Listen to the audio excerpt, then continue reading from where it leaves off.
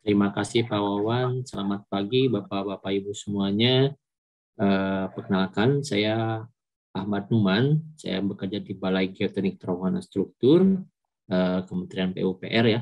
Di sini akan istilahnya sharing session saja nih Bapak Ibu, karena tidak tidak berniat untuk menggurui atau apa di sini. Makanya saya pilih untuk topiknya sharing session saja nih Ibu.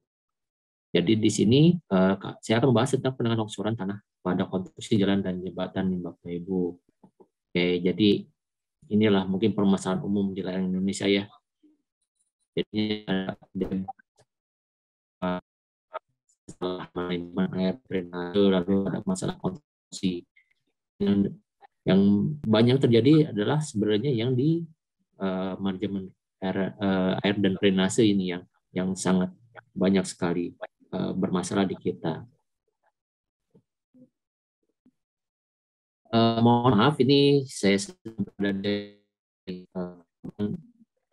beberapa hari ini teman-teman bahwa sinyalnya jelek di Telkomsel maupun di yang IndiHome ya.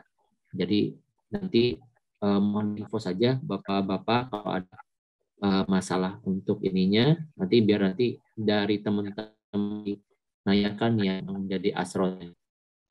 Oke, mungkin saya akan kembali lagi. Jadi sebenarnya permasalahan yang banyak ternyata di Indonesia itu adalah sebenarnya manajemen air dan drainase nih Bapak Ibu.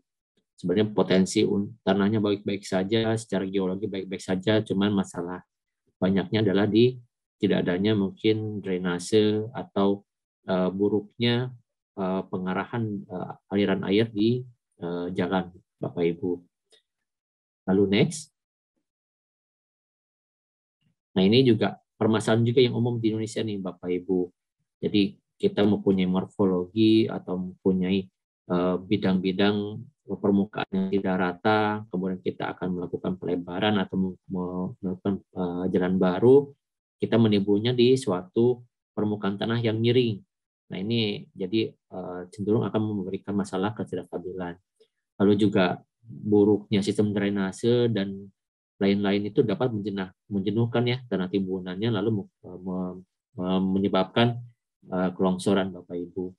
Lalu kita juga lihat di sini bahwa beberapa masalah juga adalah di banyak nih Bapak Ibu. Jadi kita melakukan galian di sisi lereng, lalu dibuang langsung ke sini Bapak Ibu. Nah ini ada banyak juga menimbulkan permasalahan. Jadi di sini tuh terjadi kenaikan beban, lalu terjadi bidang gelincir yang cukup dalam dan menyebabkan kelongsoran. Nah ini bahayanya adalah ketika ini dilakukan pada tahun-tahun sebelumnya, lalu tidak ada informasi bahwa di sebelah sini itu dilakukan penimbunan dari hasil galian, lalu di tahun berikutnya mungkin anak cucu kita melakukan penanganan atau pelebaran atau penambahan lajur, dilakukan pembangunan sih Bapak Ibu. Ternyata di sini kita baru tahu bahwa dulunya itu terjadi penimbunan atau penggalian yang dibuang ke sisi lereng luarnya Bapak Ibu. Nah ini banyak yang terjadi di kita. Oke, terima kasih Pak Fikri. Ini sebelum kita masuk dalam tipe-tipe atau bangunan-bangunan saja, penanganan apa saja yang bisa kita lakukan dalam longsoran, ada baiknya kita melihat dulu nih jenis-jenis keruntuhan. Jadinya suatu penanganan itu harus kita sesuaikan dengan jenis keruntuhannya. Jadi di sini kita coba alihkan ya, longsoran itu kita sebut kalau kami jadi menjadi keruntuhan. Cuman biasanya kita mengeneralisasi longsoran itu adalah sama gitu Bapak Ibu ya. Nah ini ada kolaps namanya. Jadi ini yang sebenarnya banyak juga yang terjadi Bapak Ibu. Jadi berupa tanah residual Pak Bapak Ibu, karena kalau kita secara geologi itu kan lapisan yang paling luar itu mempunyai cenderungan pelapukan yang cukup lebih cepat Bapak Ibu. Nah ini seperti yang diperlihatkan dalam gambar di kiri, bahwa seperti inilah ini ya keruntuhan jenis kolaps itu Bapak Ibu. Jadinya ada yang melapuk lalu akan menjadi suatu keruntuhan. Lalu kita lihat di sini adalah namanya jatuhan batuan atau rockfall. Tentunya kalau rockfall ini tidak bisa juga ditangani oleh yang sama dengan jenis collapse Bapak Ibu. Ini harus masing-masing pun harus punya masing-masing. Nah, ini bedanya dengan masa batuan yang akan saya jelaskan berikutnya adalah ini adalah untuk ukurannya itu umumnya lebih kecil dari 2 meter kubik Bapak Ibu. Jadi ininya batuannya adalah kecil-kecil. Next.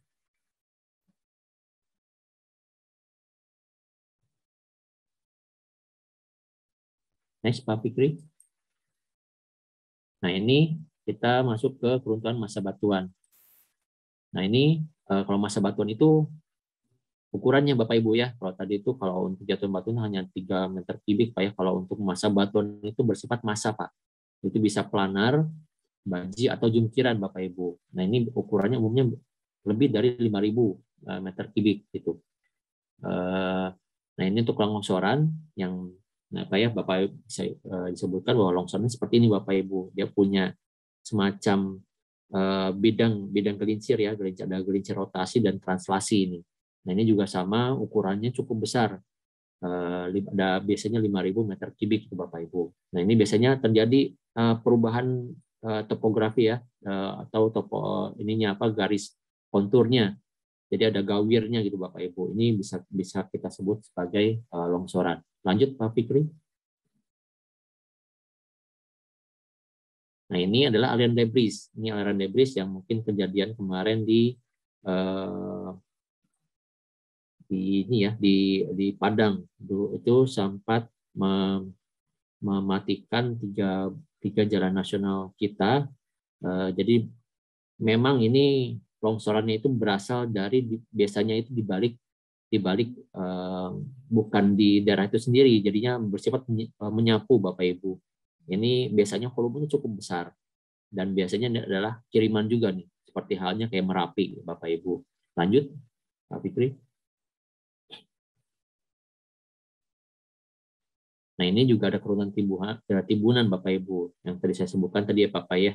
Jadi ini biasanya adalah masalah daya dukung atau geometri yang tidak bagus sehingga menimbulkan bidang gelincir yang bisa terjadi.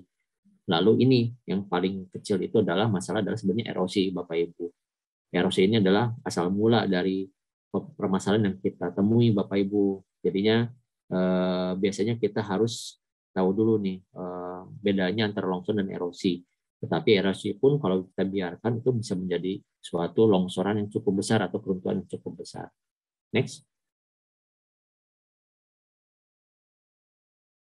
Nah, ini adalah kriteria perencanaan Bapak Ibu. Baik itu kita dalam perancangan sebelum jalan baru ataupun kita menangi longsoran, inilah yang kita acu. Adalah persyaratan geoteknik 8460 2017 yang dikeluarkan oleh SNI Bapak Ibu. Di sini ada dua tingkat nih Pak Bapak Ibu untuk menilai faktor keamanan untuk lereng jalan. Ada yang rendah dan tinggi. Apa ini maksudnya? Kalau rendah itu berarti tingkat ketidakpastian itu rendah Bapak Ibu. Jadi Bapak punya data soil yang cukup rapat, Bapak punya penyelidikan lab yang cukup bagus, itu Bapak bisa turunkan tuh Pak di 1,25. Sedangkan jika Bapak kondisinya hanya memiliki data tanah yang cukup yang hanya sedikit, atau kita tidak secara geologi tidak punya ketidakpastian geologi seperti apa, lalu antara data satu dan data lainnya itu tidak sinkron ataupun memiliki perbedaan, ada baiknya Bapak menaikkan faktor keamanan menjadi 1,5. Lalu di sini di bawahnya itu adalah untuk kondisi permanen dan untuk sementara. Ini artinya apa Bapak Ibu? Permanen itu adalah jangka panjang Bapak Ibu, di mana nanti kondisi ketika jalan Bapak Ibu itu sudah beroperasi Bapak ya. Jadi kalau untuk pelaksanaan tuh kita bisa pepetkan di 1,3 Bapak Ibu. Jadinya kita sebut sebagai short term atau jangka pendek. Ini di tabel 52 ini di SND disebutkan juga tuh umuran bangun ya. Ada 50 tahun biasanya kalau untuk jalan itu adalah umurnya 50 tahun, Bapak Ibu. Selain itu, kita juga mempersyaratkan nih ada beban gempa. Jadi di selain syarat di atas itu adalah beban statis, kita juga beban gempa harus kita terapkan. Nah, itu biasanya FK-nya itu ya, harus lebih besar dari 1,1. Next.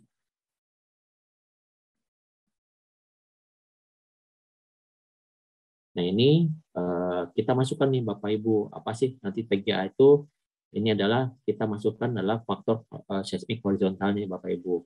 Nah, ini kita biasa kita syaratkan hanya setengah dari nilai PGA-nya. Apa sih gimana Pak kita menilainya itu mungkin di slide berikutnya. Lanjut.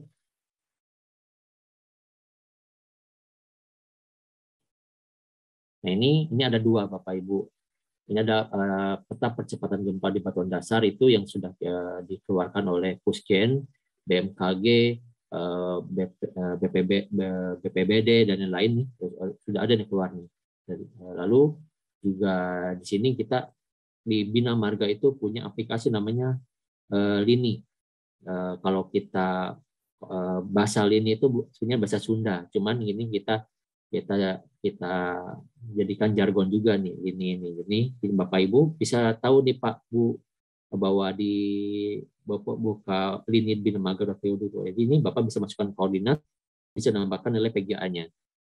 Jika nilai PGA-nya tidak keluar, berarti itu sesarnya itu ada sesar tuh Bapak Ibu dengan jarak lebih kecil dari 10 km. Nah, jika sudah kondisi seperti itu, Bapak Ibu wajib untuk melakukan spesifik ya, spesifik dari lokasi tersebut. Jika berada di sekitar sesar lebih kurang dari 10 km. Lalu lanjut. Nah, ini adalah seperti ini Bapak Ibu. Percepatan gempa puncak di permukaan tanah itu adalah faktor koefisien situs nih Bapak Ibu. Lalu kalikan PGA. PGA ini yang langsung keluar dari aplikasi tersebut Bapak Ibu. Jadi batuan dasar. Nah, di atas batuan dasar itu adalah tanah yang biasanya Bapak Ibu lakukan penyelidikan. Nah, ini kita lihat di slide berikutnya. Lanjut. Nah, berarti Bapak harus memiliki kelas situs dulu nih Bapak Ibu. Bapak melakukan pemboran itu syaratnya adalah minimum 30 meter untuk mendapatkan kelas situs ini. Jadi nilai SPT yang Bapak lakukan itu Bapak rata-ratakan sedalam 30 meter itu. Lalu ketika Bapak mempunyai nilai SPT misalkan kita lihat yang tanah keras ya lebih besar dari 50, bila Bapak rata-ratakan itu berarti Bapak Ibu masuk ke dalam SC. Nah, ketika Bapak Ibu sudah rata-ratakan nilainya dari kurang 15 itu berarti masuk ke dalam tanah lunak. Lalu ini apa sih pengaruhnya dalam perhitungan? Next, Pak Fikri. Nah, ini Bapak Ibu. Ketika Bapak sudah punya nilai PGA, lalu Bapak langsung nih Bapak Ibu. Ini kan yang FPGA tadi Pak ya, Bapak Ibu itu adalah periode 0,2 detik. Nah, ini Bapak bisa lihat nih Pak, Bapak Ibu, ketika misalkan di PGA 0,4 itu untuk tanah lunak itu percepatan permukaan itu adalah 0,9 Bapak Ibu. Lalu 0,9 ini nanti Bapak kalikan setengah Pak Bapak Ibu dalam input parameter di software Bapak atau Ibu atau perhitungan gempa Bapak Ibu. Jadi misalkan kalau setengah dari 0,9 itu berarti kan 0,45 ya Bapak Ibu. Bapak Ibu masukkan dalam si KH-nya itu adalah 0,45. Lanjut. Nah, ini sharing knowledge ya Bapak Ibu ya. Ini kita tidak akan pernah ke lapangan sebelum studi meja Bapak Ibu. Yang bisa kita lakukan dulu di kantor, kita lakukan di kantor. Jadi kita kumpulkan sebanyak mungkin, kita kontak teman-teman di daerah untuk mengirimkan pengujian lapangan dan laboratorium sudah ada. Informasi apapun dilakukan kita di studi meja. Biar apa Bapak Ibu? Biar kita tidak membuang waktu di lapangan, biar kita sudah mempunyai hipotesis apa yang terjadi dan kita lakukan pembuktian hipotesisnya di lapangan. Seperti itu Bapak Ibu. Jadi kita menghemat banyak waktu untuk analisisnya Pak. Daripada kita ke lapangan kita bengong-bengong belum tahu ngapa-ngapain Pak ya Bapak Ibu. Jadi ini kita lebih baik studi meja dulu Bapak Ibu. Lanjut. Nah, ini kita kumpulkan data topografi biasanya Bapak Ibu. Ini biasanya ini teman-teman konsultan atau teman-teman kontraktor punya data ini, ataupun kita bisa mencarinya di website ya Bapak Ibu ya, meskipun kita hanya untuk memberikan gambaran saja Bapak Ibu. Lalu next. Lalu foto udara. Nah, ini juga sebenarnya sekarang udah jarang sekali Bapak Ibu. Nah, ini mungkin saya akan jelaskan di berikutnya, tapi apabila bisa mendapatkan data ini sangat bermanfaat Bapak Ibu. Lanjut. Nah, ini peta geologi, ini yang sangat penting bagi kami Bapak Ibu. Makanya di sini kita selalu tandem Bapak Ibu, setiap melakukan kajian longsoran itu, kita akan tandem antara geologi dan geoteknik, ataupun teknik sipil ya kalau kita sebutnya gitu. Ini sebelum kita berangkat, kita harus tahu dulu tuh karakteristik dari material dari suatu daerah itu Bapak Ibu. Ini tentunya yang bisa menjelaskan secara lantang, secara benar itu adalah teman-teman geologi. Kalau dari teman-teman teknik sipil, sepertinya saya itu, kita hanya tahu CV dan sekian dan lain-lain Bapak Ibu ya.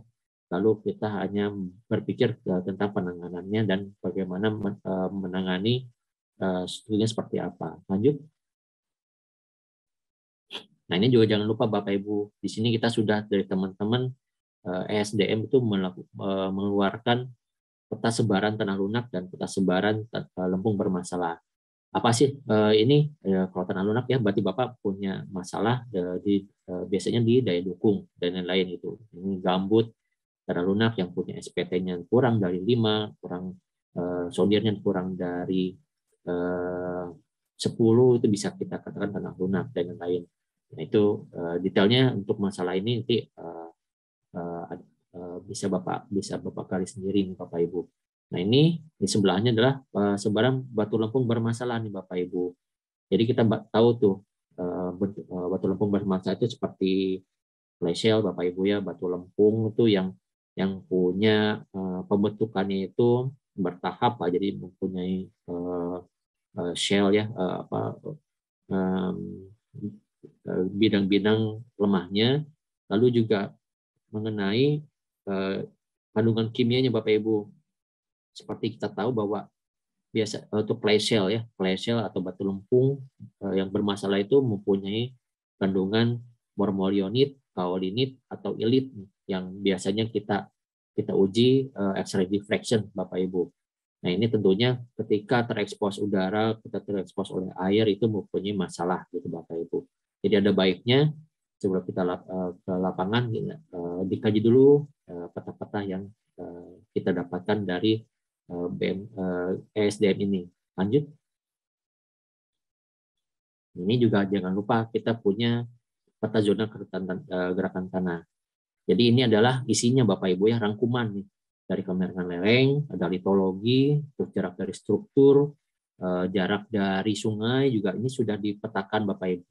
Nah, mereka sudah membuat peta ini dan ini memberikan suatu zonasi gerakan tanahnya, apakah rendah, tinggi atau sedang. Nah, ini Bapak bisa manfaatkan nih Bapak Ibu. Jadi Bapak ini adalah gabungan dari kemiringan lereng juga Bapak ya, morfologi ya. Jadi ini sudah digabungkan. Ini bisa didapatkan. Kalau kami ini lebih indah Pak ya, karena kita menggunakan ArcGIS lagi Pak. Kita overlay lagi, jadi ada shadingnya, jadi lebih bagus Bapak Ibu. Peta dasarnya lebih sederhana. Jadi memang jangan berharap seperti yang kita dapatkan yang kami ini Bapak Ibu ya, karena ini sudah kami olah.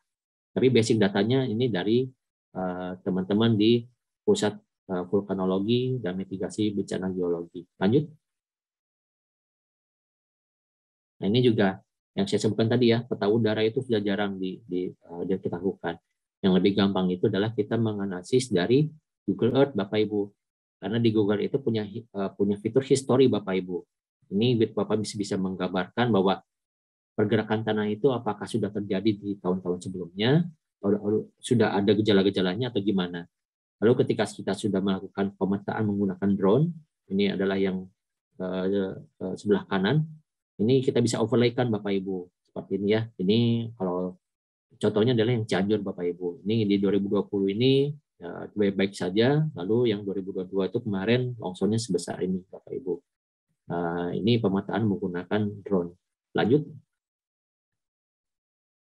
Nah, ini yang saya sebutkan tadi, Bapak Ibu. Kita harus tandem dengan teman-teman geologi, Bapak Ibu. Jadi geoteknik atau teknik sipil dan geologi itu biasanya kita tandem, Bapak Ibu. Ini memeriksa gangguan dulu nih, apa rintangan yang berpotensi menghambat pekerjaan. Kita lihat-lihat tuh, soalnya kalau ada yang runtuh atau gimana, itu kita data. Lalu kita juga lihat itu biasanya itu si yang listriknya miring atau tidak, pohon-pohon itu miring atau tidak. Itu Bapak bisa punya sedikit gambaran tentang pergerakannya itu dalam atau dangkal. Lalu juga kita bisa juga mencari sumber material ya, nanti ketika kita akan melakukan penanganan, kuari di sana itu gimana, bisa terpenuhi atau tidak, ataukah hanya bisa timbunan biasa, atau adakah timbunan pilihan di sana kuarinya, itu kita juga harus bisa memetakannya. Nah, ini di sini tugas teman-teman geologi ini biasanya melakukan rock mass rating, Bapak Ibu. Lalu apa sih rock mass rating itu? Nanti kan saya akan jelaskan sedikit banyak di depan. Lalu jadi kita ujung-ujung adalah rekomendasi penjelasan geoteknik. Lanjut. Nah, ini rock mass rating, Bapak Ibu ya. Ini kita biasanya kutakan ke ESRM. Nah, ini saya sendiri pun masih belum banyak bisa, Bapak Ibu. Ini teman-teman geologi yang banyak bisa berbicara nih, Bapak Ibu. Intinya kita memberikan peringkat terhadap nilai ininya, erosi, nilai ininya, weather-nya ya, bahasa Indonesia itu weather-nya, pelapukannya, Bapak Ibu. Jadi kita klasifikasikan. Kalau untuk yang weather itu biasanya kita complete di weather itu kita kelas 5. Lalu untuk yang masih fresh itu kita kelompokkan di kelas 1. Jadi ini gambaran teman-teman geologi yang akan tandem dengan kita. Lanjut. Lalu ada juga ini sama saja sebenarnya ESRM itu ya, dengan British Standard sebenarnya masih berbicara masalah tentang nilai kekuatannya, lalu grade-nya, Bapak Ibu. Jadi ini adalah tugas teman-teman geologi nih, Bapak Ibu. Nah, makanya kami teknik sipil itu tidak banyak untuk mencoba-coba nih, Bapak Ibu, karena ini yang bisa mendeskripsikan tentang sifat material itu adalah teman-teman geologi. Jadi mungkin gambarnya seperti ini. Informasi yang menjadi input ke kita itu adalah seperti ini, Bapak Ibu. Lanjut. Nah, ini lalu tugas kita adalah teknik sipil untuk melakukan analisis balik nih, Bapak Ibu. Ada baiknya setelah kita mendapatkan data sekunder, kita melakukan analisis balik nih. Jadi ini tidak akan saya jelaskan detail di sini untuk masalah analisis balik, karena teman-teman di sini saya yakin sudah banyak yang expert untuk, dan banyak mazhab sebenarnya, Bapak Ibu. Jadi kalau saya terangkan takutnya mazhabnya berbeda. Jadi prinsipnya kita harus bisa memodelkan kondisi kondisi ekstrimnya, Bapak Ibu. Dari mana? Dari faktor keamanan. Contohnya seperti ini. Kita memodelkan yang Cianjur nih, Bapak Ibu. Ini kita kalau di Cianjur itu kita harus bisa memodelkan nih, Bapak Ibu. Kondisi yang membuat dia longsor itu adalah gempa. Lalu kita analisis baliknya adalah faktor gempa, Bapak Ibu ya, di mana faktor keamanan gempa itu kan di bawah 1,1 itu longsor, Bapak Ibu ya. Bisa dilihat Bapak Ibu bahwa kondisi tidak gempa itu 1,46. Itu sangat tinggi, Bapak Ibu.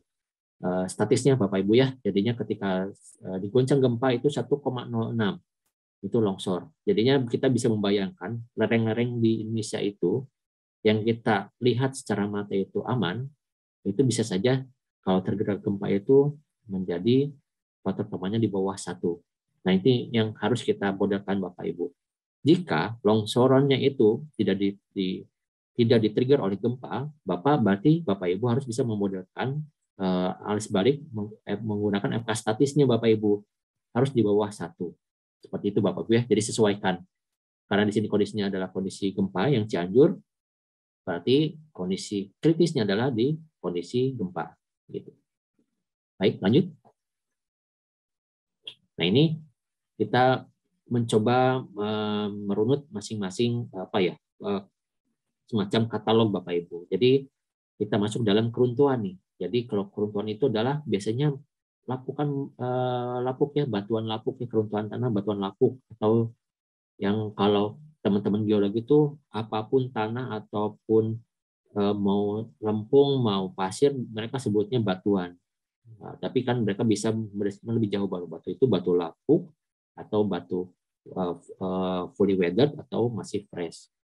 Jadi ini adalah jenis-jenis keruntuhan ya. Jadinya biasanya dipicu oleh hujan. Ini ukurannya kurang dari 1.000 meter kubik. Nah, ini biasanya yang banyak terjadi di Indonesia juga. Lanjut. Oke, ini saya akan memudahkan saja Bapak Ibu. Nanti ujung-ujungnya Bapak Ibu harus tetap memodelkan sesuai dengan kriteria desain yang disyaratkan di SNI, di MDP dan lain-lain Bapak Ibu ya. Jadi kalau di SNI itu biasanya faktor keamanan, jumlah kedudukan lapangan. Lalu kalau di MDP itu manual desain perkasan adalah mensyaratkan tentang berapa besar penurunannya. Jadi jadi ini hanya mau mengkerucutkan pilihan-pilihan Bapak dalam suatu teknologi yang sudah firm gitu Bapak Ibu. Langkah selanjutnya Bapak harus hitung sendiri. Nah, contohnya seperti ya. Jadi kalau untuk keruntuhan nih dapat dijaminkan lereng gali yang stabil. Jika iya, ya gali saja, kita amankan saja, buang saja materialnya. Jika tidak, lalu kita harus mendapatkan stabilitas lereng dijamin dengan struktur. Nah, apakah dijamin dengan struktur itu aman? Kalau ya, berarti lanjut ke bawahnya Bapak Ibu. Nah, itu kalau tidak apakah cukup hanya pekerjaan tangkapan? Jadi kalau sudah nyerah ini Bapak Ibu ya, ini tidak dipakai bangunan pun tidak bisa, ya sudah ditangkap saja. Jadi dibiarkan lereng itu untuk longsor, tetapi kita amankan badan jalan kita agar tidak materialnya itu tidak sampai ke badan jalan kita. Jadi bisa berbentuk dinding penahan tanah ya, dinding penahan runtuhan batuan maksudnya ya, si runtuhannya maksudnya Bapak Ibu. Kita sediakan dindingnya, dinding penahannya untuk sekedar agar si material itu tidak masuk ke jalan. Lalu bisa juga hanya vegetasi gitu. Jadi tidak semuanya kita harus tangani dengan tiang gitu atau dinding penahan atau angkur, ground anchor dan lain-lain Bapak Ibu. Jika kita sudah bisa mendeskripsikannya seperti ini, mungkin pilihannya itu tidak perlu yang major. Hanya masalah erosi ya, cukup vegetasi. Jadinya agar erodibilitasnya itu tidak terlalu besar. Lanjut.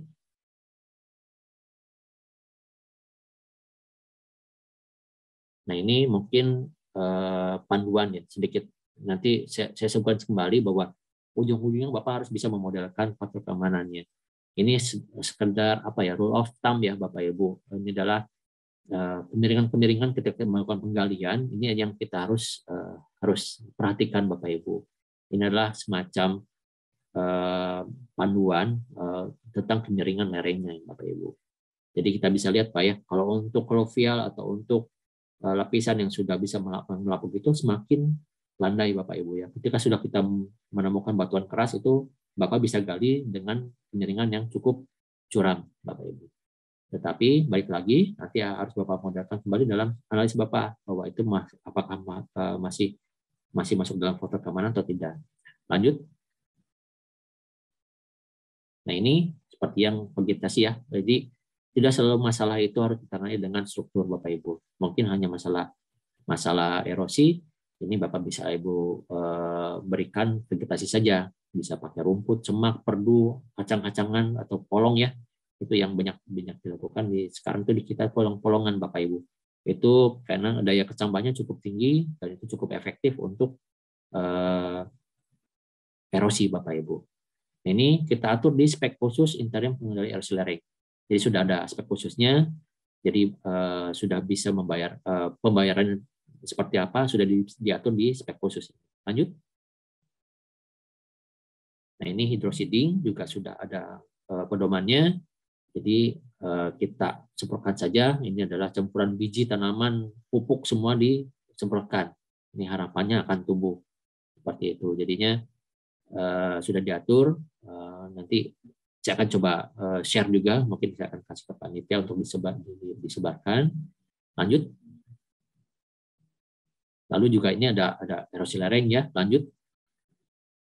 Nah ini yang banyak juga dilakukan di lereng-lereng kita. Ini dibagi Bapak Ibu pengendali erosi itu berarti firm ya. Kita tidak punya masalah stabilitas. Ini yang kita lakukan adalah pengendali erosi saja Bapak Ibu. Nah ini untuk tipe 1 ini tidak boleh lebih dari 26,5 Pak lerengnya. Ini hanya selimut pengendali erosi alami aja. Bisa dari jute ya biasanya, jute ya dari sabut kelapa. Nah ketika sudah mencapai 45 derajat maksimum, itu Bapak harus masuk ke tipe 2. Jadi polimer Bapak Ibu. Karena bahannya lebih ringan dan itu biasanya punya struktur 3 dimensi. Nah, itu yang bisa mengatur laju erosi Bapak, laju dari kecepatan air yang ada gitu Bapak Ibu. Ketika sudah mencapai lebih dari 45 derajat, Bapak harus menggunakan perkuatan. Intinya sama tipe 2, cuma kita harus menggunakan semacam ram kawat. Jadi ini kita ram kawat nih Bapak Ibu. Nah, ini punya umurnya Bapak Ibu karena bersifat geosintetis. Yang pertama itu nanti ketika dia sudah melapuk ini harapannya tumbuhannya sudah tumbuh Bapak Ibu ya menjadi suatu pengendali erosi yang alami. Nah, yang kedua dan 3 ini adalah polimer Bapak Ibu. Umurnya nggak lama-lama Pak, sekitar 1 tahun. Berarti Bapak harus kebut-kebutan nih Pak dengan tumbuhnya tanaman Bapak.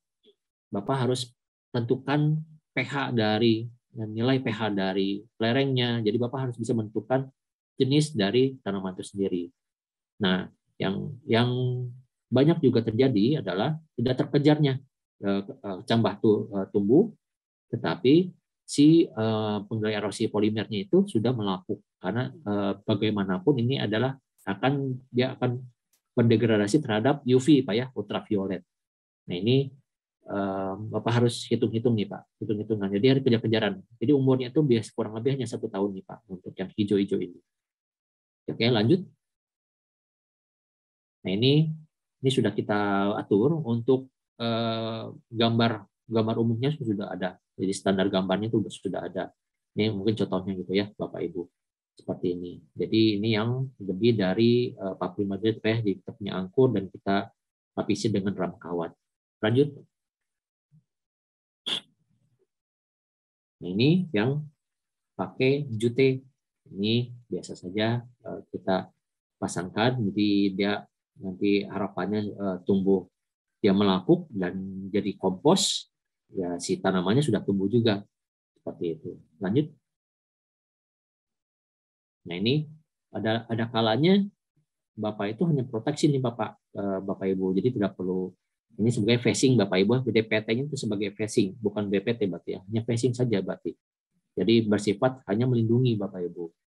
Jadi kalau Bapak misalkan nih batu bara muda atau misalkan ada lapisan yang melapuk kayak semacam taruh batu lempung bermasalah. Sebenarnya kan kalau batu lempung itu kan punya nilai konsistensi yang cukup besar. Dia hanya bermasalah ketika dia teroksidasi oleh udara dan air. Jadi ketika dilindungi saja dengan suatu lapis pelindung, ya masalah selesai Bapak Ibu. Jadi seperti ini, Bapak tidak perlu rumit. Kadang-kadang Pak ya, kalau kita mempunyai suatu kunciannya dalam menentukan penanganan. Lanjut. Nah ini juga ada beton semprot Bapak Ibu ya. Ini ada 2 nih. Kalau beton semprot itu kan untuk yang batuan yang luruh itu biasanya kita semprot juga nih Bapak Ibu, atau kita mengisi rekahan itu kita beton semprot juga. Ini ada 2 ya, atau dengan menggunakan perkuatan bisa pakai sulang nyaring dan lain-lain atau hanya covering saja gitu. Jadi kalau covering itu berarti sama yang tadi Pak ya, hanya untuk melindungi dari oksidasi atau dari air atau dari udara. Lanjut. Nah ini sudah ada, jadi Bapak bisa membayarkan teman-teman kontraktor dengan SKH ini atau spek khusus ini. Lanjut. Nah, ini juga sudah ada gambar standarnya. Nanti saya akan juga share nanti ke teman panitia. Nah, ini yang perlu diingat Bapak Ibu ya, kalau untuk shortcut itu jangan sampai bagian ini fail Pak. Di sini biasanya banyak yang fail Pak. Biasanya karena masuknya air ke sini Bapak Ibu ya, jadi sambungannya tidak bagus, itu akan fail Pak. Biasanya ini kita perawatnya kita lakukan begini Pak. Jadi kita langsung potong di sini Bapak Ibu. Nah, ini biasanya akan bermasalah. Jadi ketika ada intrusi air ke sini masuk, ini akan mendorong si shortcut Bapak Ibu. Oke, lanjut.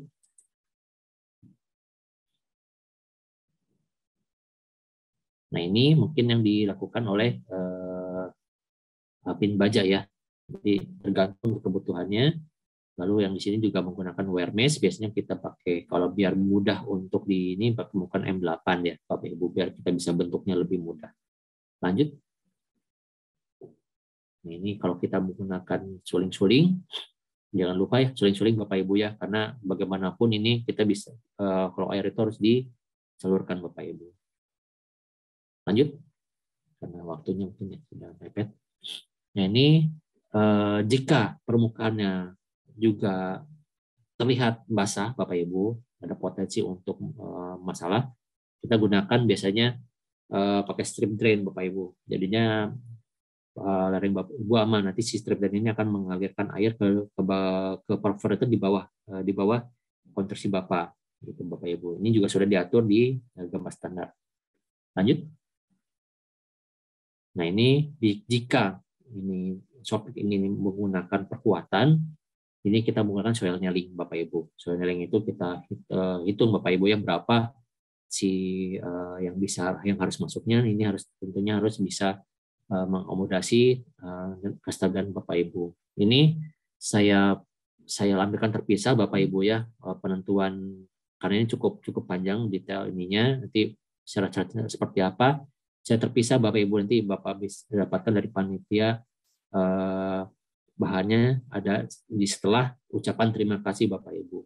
Jadi ini tidak akan saya bahas detail, tapi Bapak bisa memberikan gambaran tentang ininya, pemasangannya dan apa saja yang harus diperhatikan. Lanjut.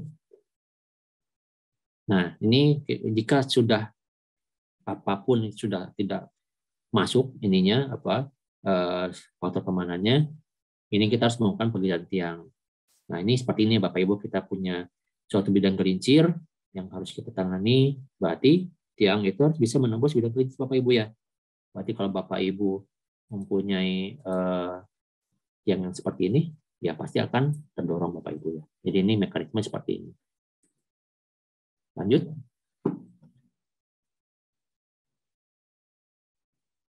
Nah, ini ketika longsor itu berarti hilangnya massa tanah yang menahannya seperti itu. Jadi terjadi keruntuhan yang struktural biasanya. Ciri-cirinya, kalau Bapak tidak bisa melihat ini Pak ya, kalau dari sisi adalah ini Pak, Bapak bisa lihat ini ada gembungan nggak di sebelah Bapak itu. Ada turunan, dia ada gembung Pak. Karena dia bagaimanapun ini secara massa dia tidak bisa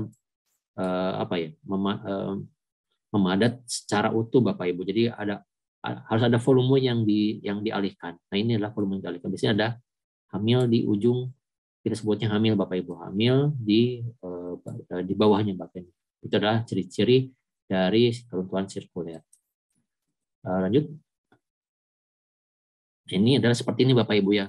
Jadi intinya kita harus punya daya dorong pile yang cukup bisa menahan, jepitnya ada, jadi tertanam di tanah yang stabil, atau yang keras.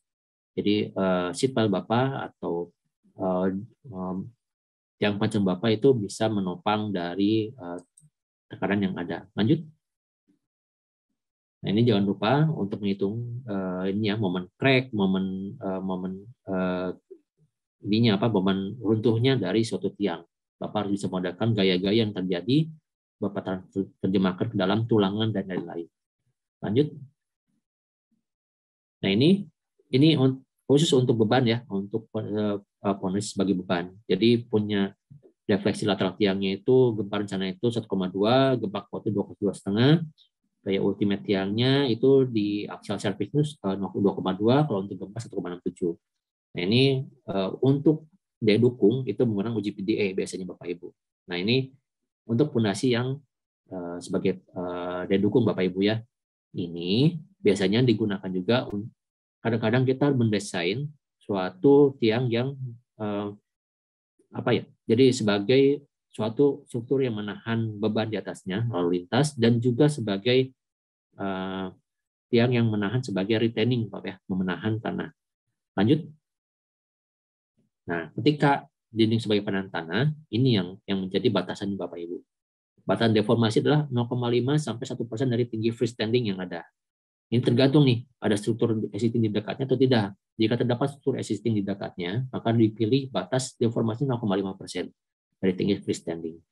Ini juga mungkin Bapak Ibu sudah banyak paham ya mengenai ini. Jadi ini khusus untuk yang dinding. Nah, lanjut. Nah, Bapak modelkan nih Bapak Ibu, jadi grup tiangnya itu seperti apa, perilakunya individualnya seperti apa. Sesuaikan dengan kekuatan tiang yang Bapak rencanakan. Tolakannya berapa, komposisinya berapa, 2% kah. Biasanya kan kalau untuk struktur penahan itu kan tulangannya di atas 2% ya Bapak Ibu ya, 2% itu bisa sudah masuk. Kalau untuk daya dukung cukup 1,5 atau 1% pun cukup untuk daya dukung. Nah, untuk yang ini biasanya seperti ini. Bapak cek terhadap momen crack atau momen runtuhnya. Lanjut. Seperti itu. Nah, lanjut ini sama saja. Nah, ini Bapak Bapak seperti ini gambarnya kira-kira ya. Intinya SLS-nya berapa, service-nya berapa, ultimate-nya berapa, dan lain-lain. Bapak resumekan menjadi biar lebih gampang Bapak ya untuk ini. Lanjut. Nah ini untuk jatuhan batuan Bapak Ibu. Jadi kalau untuk jatuhan batuan itu yang tadi sebutkan ya biasanya lebih kurang dari 2 meter persegi. Nah ini lanjut. Nah ini seperti ini Bapak Ibu. Nah kalau kecil itu mungkin jatuhan batuan tuh ada bisa rock bolt, anchor, ataupun penggalian, vegetasi pun bisa Bapak Ibu, soilering bisa. Lalu ini jika lebih besar dari 2 meter persegi berarti proteksi Bapak Ibu. Nah ini kalau seperti ini biasanya sudah masuk ke dalam joule Bapak Ibu. Jadi hitungannya adalah energi jatuhan batuannya atau joule ya, jadi biasa kita sebut gitu. Oke lanjut. Nah ini seperti ini ya. Untuk masa batuan Bapak Ibu. Planar, baji, jungkiran.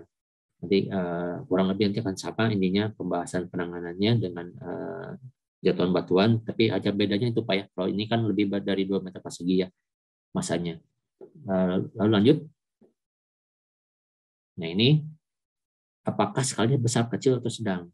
Jadinya bisa juga menggunakan beton semprot jika kecil, concrete pitching atau beton lain-lain itu Bapak ya. Jadi kalau sudah menyerah itu memang kita harus berlokasi gitu Bapak Ibu. Atau kan kita menggunakan rock shed Bapak Ibu. Rock shed seperti apa nanti mungkin saya akan berikan gambaran. Lanjut. Nah ini intinya segini Bapak Ibu ya. Sebagai barrier, sebagai attenuator atau pengarah ya Bapak Ibu ya. Kalau barrier itu kan di stop ya. Kalau attenuator itu diarahkan. Kalau drive juga dipandu ya sampai jatuhnya ini. Lalu stabilisasi. Jadi di keep Bapak itu di aktif Pak ya. Jadi sama sekali tidak boleh gerak seperti itu. Jadi kalau yang ketiga kiri ini adalah biasanya disebutkannya pasif. Kalau yang stabilisasi ini adalah yang aktif Bapak Ibu. Jadi deformasinya sebuah kita tahan. Lanjut. Nah ini sudah ada khususnya tentang jaring kawatnya. Lanjut. Nah seperti ini. Ini adalah contoh di ND Muamere, jatuhan batuannya. Lanjut. Nah ini jaring tirai Bapak Ibu ya. Jadi kalau jaring tirai itu bersifat pasif Bapak Ibu ya. Jadi tidak dikekang, tetapi dibiarkan runtuh, cuman diarahkan. Gitu. Jadinya tidak, kan prinsipnya kalau jatuhan batu itu kan bisa bouncing, bisa fall, bisa rolling Pak, bisa menggelinding, bisa memantul, dan bisa jatuh. Ini yang kita arahkan agar nanti dia mempunyai suatu tempat yang aman, tidak masuk ke badan jalan kita, Bapak Ibu. Lanjut. Nah, ini sudah ada overlap seperti apa, mungkin saya akan skip saja karena semakin mepet waktunya. Lanjut. Ada juga dengan ini yang aktif Bapak Ibu ya, jadinya sama sekali tidak diperkenankan untuk bergerak. Jadinya selerengnya kita kekang, kita behel Pak ya, kayak kawat gigi gitu Bapak Ibu. Jadi biar dia tetap berada di tempatnya gitu. Ini yang contoh yang aktif Bapak Ibu. Jadi harus dihitungkan Bapak Ibu anchor-nya berapa. Jadi prinsipnya seperti ini. Lanjut. Nah, ini jaring aktif dan baut-batuan sama ini saja. Nah, ini konsep dinding penahan Bapak Ibu ya. Nah, ini mungkin gambarannya Bapak Ibu. Kita punya tinggi berapa, lalu kemiringannya berapa. Nah, Bapak bisa dapatkan nih perkiraan berapa nih kapasitasnya, lebarnya berapa, tinggi dari si penahannya berapa, si barriernya agar tidak ke jalan. Nah, ini kalau sudah seperti ini biasanya analisis tidak menggunakan Plaxis atau menggunakan Geo5 ataupun menggunakan Geoslope Bapak Ibu. Ini biasanya menggunakan software ini aja semacam frekuensi ya. Jadi ini adalah semacam statistik Bapak Ibu, menggunakan rockfall Bapak Ibu. Nanti Bapak bisa modelkan kalau di sini sebagai titik luncurnya berapa? Apakah dia akan bergerak seperti ini? Apakah dia akan menggelinding seperti ini? Nanti dia akan mengambil bagian yang ekstrimnya. Apakah nanti seperti ini? Dia lebih ke sini, berarti Bapak buatkan depth-nya seperti ini. Itu dimulaikan bukan lebih kepada software seperti Plaxis dan Geo5, tapi lebih kepada statistik saja Bapak. Jadi ini kita tentukan bidang luncurnya di mana. Lanjut. Nah, ini masing-masing seperti ini Bapak ya. Ada rigid, ada Gabion. Ini Gabion itu bagusnya adalah bisa meredam Pak ya. Kalau struktur itu kan seperti ini Bapak ya. Ini bisa crack Pak kalau sampai terlampaui. Biasanya kalau untuk Gabion itu dia bisa meredam si hentakannya. Nah, ini rockshade itu seperti yang disebutnya gelaris. Jadinya ya udah kita bikin kanopi lalu dibiarkan runtuh saja di atasnya gitu. Kalau memang sudah tidak bisa lagi dikendalikan Bapak Ibu. Ya gimana lagi? Tapi jalan kita harus tetap jalan. Seperti itu Bapak Ibu ya gambarnya. Lanjut. Nah, ini contohnya di demo Mere sederhana saja. Ini kita biarkan runtuh, tapi kita amankan badan jalan dengan menggunakan barrier. Lanjut. Ini kalau sampai bouncingnya tinggi gimana Bapak? Ya tinggal kita pakai pagar menggunakan kawat juga, sepertinya di bouncingnya tidak di sini misalkan. Ini bisa teratasi. Oke, lanjut. Nah, ini menggunakan Gabion ya. Jadi kalaupun ini sama saja seperti DPT, cuman ini relatif bisa meredam hentakan Bapak Ibu. Karena kan Gabion itu bersifat elastis Bapak ya, bisa berdeformasi. Diizinkan berdeformasi maksudnya. Oke, lanjut. Nah, ini yang di Endemomere juga menggunakan dinding rock fence ya, pagar jaringan. Jadinya ini hitungannya joule Bapak ya. Jadi hentakannya berapa? Kita harus menggunakan tipe yang mana. Nah, ini jangan lupa Bapak di sini nggak ada umur Bapak Ibu. Karena kalau ini nggak ada umur bangunannya, karena ini bersifat mitigasi Bapak Ibu. Jadi ketika sudah terlampaui, sudah terjadi jatuhan batuan, biasanya itu di replace gitu Bapak Ibu. Ataupun kalau masih bisa menampung ya kita hanya maintenance saja itu bisa bagus. Cuman di sini kita tidak syaratkan untuk umur umur bangunannya. Oke, lanjut. Di sini adalah peredam atunator. Jadi sama Pak ya, yang ini bisa menggelinding sini Bapak Ibu, menggelinding ke sini, tapi kita jadwalnya kita tahan, jadi itu bisa menggelinding ke sini. Oke, lanjut. Ini kalau geostatik udah banyak Bapak ya. Cuman saya akan men-share sedikit tentang ini SK yang baru tentang komposit semen Bapak Ibu. Ini seperti ini Pak ya, Bapak kayak matras Bapak hamparkan, Bapak semprot dengan air, langsung dia karena dia punya semen di dalamnya itu bisa berhidrasi, langsung bisa kering Bapak Ibu. Kelebihannya ini bisa gampang untuk dibentuk Bapak Ibu. Jadi nanti bentukannya hampir mirip dengan shotcrete, cuman ini lebih mirip ini. Oke, lanjut Bapak Ibu. Ini longsoran seperti ini. Kalau longsoran biasanya lebih besar Bapak ya. Gitu. Ini 1000 meter kubik. Lanjut. Nah ini kalau longsoran itu biasanya ada gerakan atau tidak nih. Bisa mungkin drainase, cukup drainase saja, atau angkur tanah, atau steel pipe, atau relokasi. Seperti itu. Lanjut.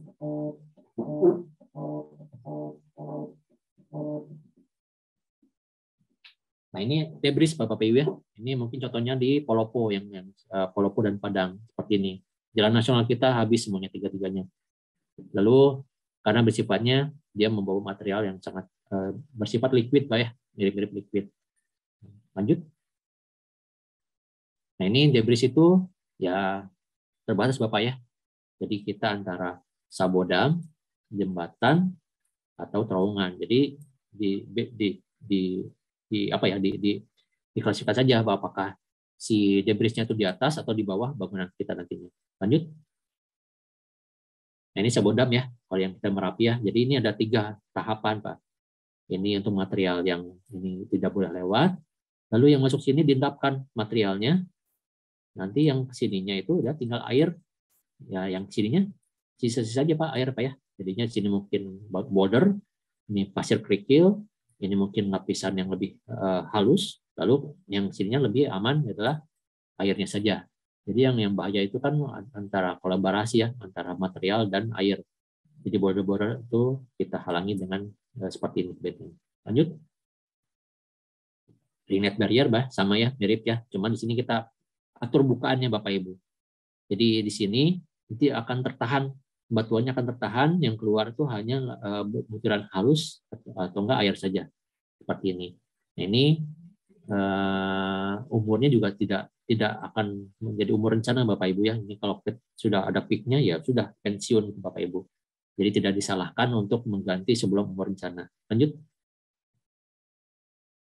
Nah ini yang disebut rockset itu ya Bapak Ibu ya. Jadi kalau sudah kita nyerah gimana ya, gimana lagi, ya udah kita buat semacam rockset. Jadinya nanti ini baru dibuat Bapak Ibu, ini masih dikasih tahanan sini ya. Nanti kalau sudah ini ya udah nanti longsor pun dibiarkan Bapak Ibu. Jadi dia tuh mempunyai nanti lereng alami seperti ini, gitu ya, di atas dari bangunan itu sendiri. Halnya seperti ini ya Bapak Ibu, seperti itu. Lanjut. Nah ini timbunan ya yang banyak itu. Oke, ini skip saja Pak ya. Berarti masalahnya seperti ini. Lanjut. Nah ini apakah DPT, bisa timbunan, drainase, perforated, atau vegetasi, atau kombinasi. Oke, lanjut. Nah ini bisa saja masalah Bapak itu hanya minor Bapak ya, untuk gaya ini ya udah Bapak melakukan semacam counterweight Bapak Ibu ya, seperti ini. Jadi ini ya kalau untuk yang digali saja bisa oke, ya udah seperti ini saja Bapak ya, tidak perlu bingung. Jadi tidak perlu menggunakan borpel dan lain-lain, sudah jerah sekali pakai antibiotik. Sedangkan kalau pakai Panadol masih bisa ya pakai Panadol saja Bapak Ibu ya, seperti itu. Jadinya ini perkiraan nih Bapak Ibu ya, untuk miringan lereng untuk timbunan. Lanjut. Nah ini untuk geosintetik sudah banyak skalanya, mulai dari non-woven, geosel dan lain-lain. Geosel belum Bapak Ibu. Ini geobag ini sudah ada Bapak Ibu. Ini yang terbaru itu geokomposit sudah ada, erosi lereng sudah ada, ini geobag sudah ada, geomembran sudah ada, dan ini ada pedoman untuk pelaksanaan geosintetik Bapak Ibu. Jadi jangan lupa ya, dalam mendesain geosintetik itu kan Bapak harus punya materialnya, tergantung material Bapak ya, polietilin atau polipropilin, itu harus Bapak hitung nilai rangkaknya dan lain-lain. Nah ini bisa Bapak nanti saya share juga ke panitia, jadi ada pedoman perencanaan pelaksanaan pelaksanaan geosintetik. Oke, lanjut. Oke, materialnya mungkin cukup saja. Saya tidak membahas tentang analisis lebih lanjut karena ini hanya sebagai bantuan Bapak untuk mengkerucutkan pilihan Bapak. di bawah ini setelah terima kasih nanti kan saya lamikan juga mungkin apa ya semacam panduan-panduan lah untuk terutama untuk soil nailing karena akhir-akhir ini banyak sekali pekerjaan soil nailing dan akhir-akhir ini juga banyak yang fail gitu Pak. Bapak Ibu kan saya akan berikan sedikit nanti monggo dibaca saja. Nah, nanti kalau mungkin ada pertanyaan mungkin silahkan saja. Mungkin panitia terima kasih.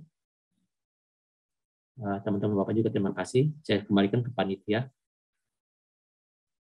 Terima kasih Pak Ahmad Lukman. Mungkin selanjutnya dari Bapak Ibu, apakah ada pertanyaan terkait paparan dari Pak Ahmad Lukman ini? Silakan Bapak Ibu bisa raise hand atau mengetiknya melalui kolom chat. Silakan.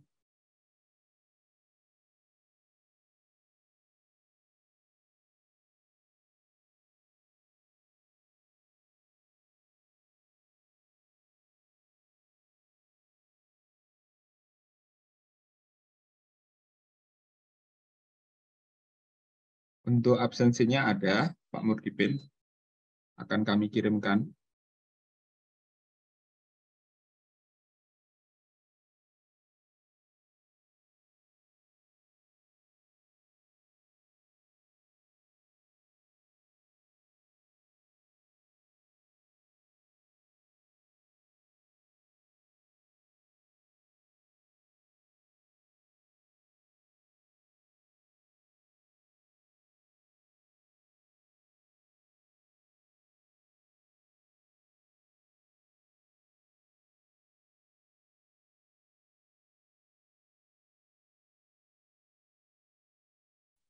Nah, ini mungkin gambarannya Bapak Ibu ya. Ini kalau sedikit banyak nanti intinya itu kita kalau untuk mau short fit mau nyaling itu kan kita atau rock wall itu ya kita harus memperkirakan sequence-nya Bapak Ibu. Banyak yang salah di sequence-nya. Kalau ketika kita menggunakan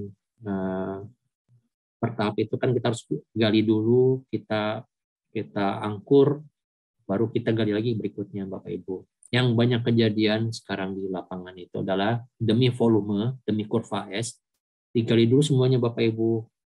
Lalu baru melakukan pekerjaan nailingnya. Nah itu yang saya sarankan itu tidak baik, tidak dilakukan Bapak Ibu. Jadi kalau untuk nailing itu kuncinya adalah tahapan Bapak Ibu. Nah makanya gambar desainnya itu harus sangat detail Bapak Ibu untuk teman-teman kontraktor melaksanakannya. Jadi gali dulu, lalu pasang nailingnya, lalu Bapak lanjut lagi gali berikutnya Bapak Ibu. Jangan demi volume, demi kurva S. Nah ini seperti ini gambarannya ya Bapak Ibu. Jadi tahap 1 itu ini Bapak punya geometri seperti ini. Gali dulu, pasang. Gali berikutnya, pasang. Nah, ini ya, jadi dipasang short fit, lalu berikutnya seperti itu Bapak Ibu. Nah ini yang kebanyakan itu adalah Bapak gali dulu semuanya, lalu pasang short fit. Kedua, Bapak itu akan sangat sulit laksananya Pak. Bapak harus menggunakan tali Pak ya, jadi menggunakan atau menggunakan stagger atau menggunakan perancah yang sangat tinggi atau nggak menggunakan dari atas itu sangat sulit Pak.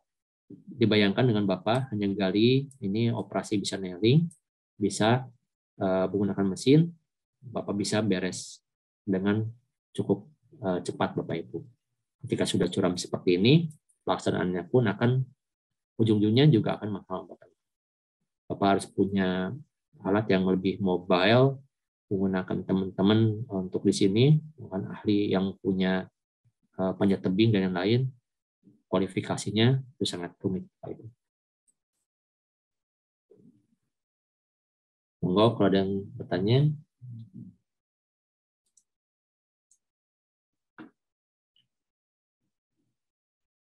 Ini ada pertanyaan Pak dari ya. Pak Diando. Izin bertanya untuk lokasi galian dengan jenis tanah lempung berpasir dan kemiringan 1,2, penanganan atau mitigasi untuk longsoran mana yang paling cocok untuk jenis tanah tersebut. 1:2 itu 1 vertikal, 2 horizontal, Pak Dianggo ya. Gitu. Ini yang kalau lempung itu masih oke ya sebenarnya. Kalau lempung pasiran yang sedikit ininya.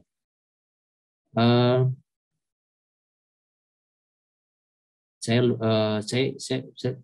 tidak hafal tentang ininya 1:2-nya itu masih oke atau tidak.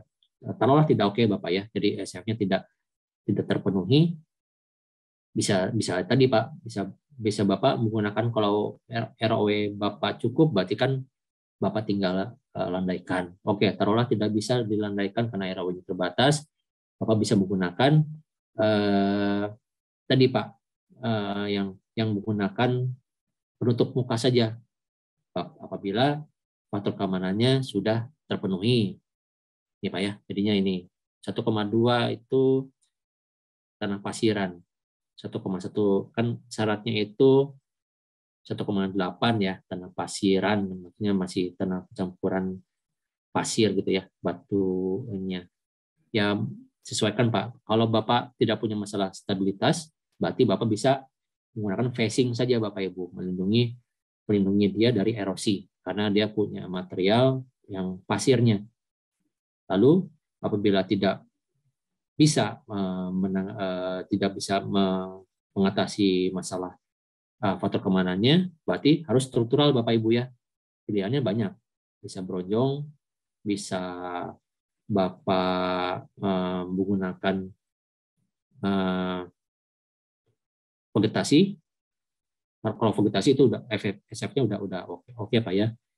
Lalu dinding penahan bisa Bapak Ibu ya, Bapak lakukan depannya Bapak dinding penahan, lalu atasnya Bapak bisa timbun kembali atau angkur dan lain-lain Pak. Tapi rasanya kalau angkur untuk tanah pasiran 1:2 itu terlalu mewah gitu Pak.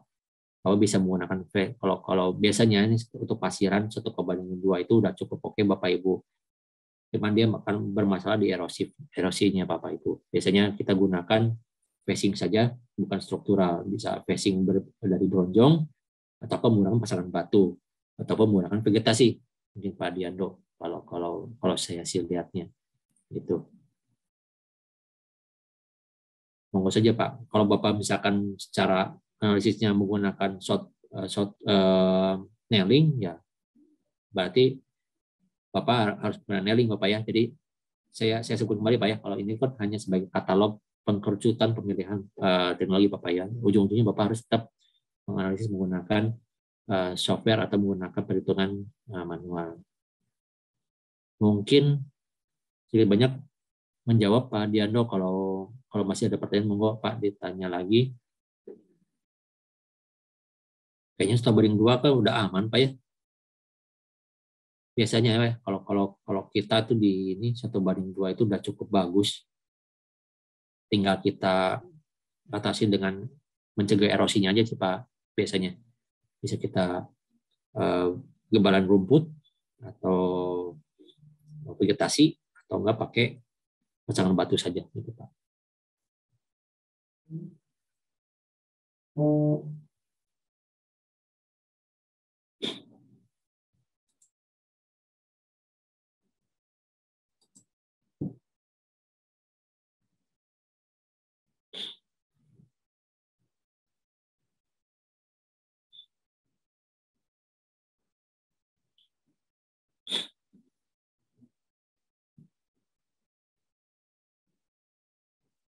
Ada lagi Bapak Ibu yang mungkin bertanya?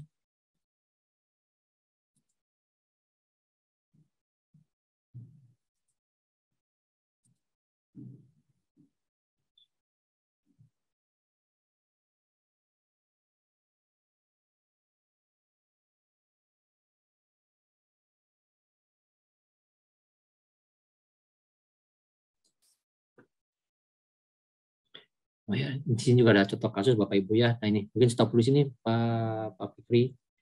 Nah ini adalah mata geologi Bapak Ibu. Terkadang kita tidak bisa melihat seperti ini. Kalau analis sipil Pak ya. Ini dari modal Google Earth saja nih teman-teman geologi ini bisa menggunakan urat-urat alur alam kalau kita sebutnya itu. Dari apa? Dari sini Pak. Lainnya di sini ini ada cerukan nih. Yang hijau-hijau itu berarti ada air Pak ya. Berarti di sini adalah aliran air Bapak Ibu. Nah ini yang harus diperhatikan dalam desain itu. Ini alur alam. Nah ini sini nyebrang. Jadi si jalan ini berada di atas alur alam yang menyebabkan dia longsor. Jadi hebatnya teman-teman geologi itu dia bisa melihat selain karakteristik Bapak ya. Jadi ini kalau dia sudah punya bisa menggambarkan di mana alur alamnya, apakah ini yang merupakan tanah asli atau debris yang dulu pernah terjadi. Itu adalah kita harus banyak belajar geologi dari teman-teman geologis. Contohnya mungkin banyak ya, di bawah juga monggo saja kalau ingin dilihat. Jadi ini tentang penentuan penyiapan tanah juga banyak sih. Nah seperti ini harus kita pastikan ternyata ada zona patahan dan lain-lain, Pak ya. Jadi sehebat itu adalah informasi dari desk tadi, Pak itu. Ini kita dapat foto dari teman-teman di lapangan. Ini kita belum ke lapangan. Ini teman-teman geologis bisa melihat Pak. Nah ini adalah contohnya debris Pak. Dari apa? Kalau dari botaknya Pak. Ini bisa Bapak bedakan nih. Yang ini lebat, yang ini baru tumbuh ya Pak ya. Bisa dikatakan baru tumbuh. Nah ini bisa diperkirakan bahwa di sini itu dulu debris Pak. Jadi sepanjang ini dulu itu lerengnya, yang ini pun Pak ya, ini mungkin dari debris ini Bapak Ibu. Entah kapan ini terjadinya si debrisnya, cuman ya itu mungkin materialnya itu adalah material yang tidak terkompaksi secara bagus karena kan dia debris Pak ya Bapak Ibu. Jadi seperti itu. Nah ini kalau udah lihat ini ada fresh. Nah kalau yang ini adalah masih botak gitu Bapak Ibu. Nah ini bisa kita pelajari nih Pak sebelum kita lapangan. Jadi fungsinya kita ke lapangan itu adalah melakukan uji hipotesis terhadap hasil kajian kita. Pun juga ini saya ke Jayapura ini kita sudah elaborasi dulu nih Pak, ada suatu ruas yang longsor, itu kita punya data banyak Pak. Kita punya data bor, kita punya data map, punya data drone-nya. Jadi ke sini tuh hanya mengkonfirmasi Bapak Ibu dan ternyata benar. Hasil hipotesa kami di lapangan di studi meja itu mengkonfirmasi terhadap hasil lapangan dan benar-benar terkonfirmasi. Jadi kita sudah punya bahan untuk melakukan penanganannya seperti apa. Mungkin gitu Bapak Ibu ya. Jadi jangan gurung-gusuh ke lapangan, kita tidak punya peluru, tidak punya senjata untuk ke lapangannya. Ada lebih baik kita menggunakan kaji dulu studi meja.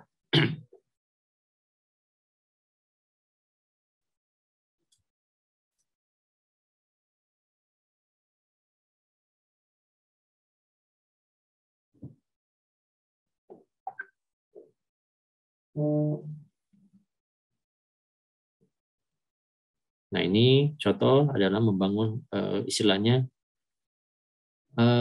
ngebangunin macan tidur Bapak Ibu ya. Ini kita pengen punya lebar yang cukup untuk badan jalan kita. Ya udah kita gali ini ya. Yang akibatnya adalah karena di slide berikutnya mungkin Pak Fikri. Nah, ada rekan-rekan nih Pak. Rekan-rekan yang dulunya stabil Bapak Ibu, dia tidur dengan nyenyak gitu Pak.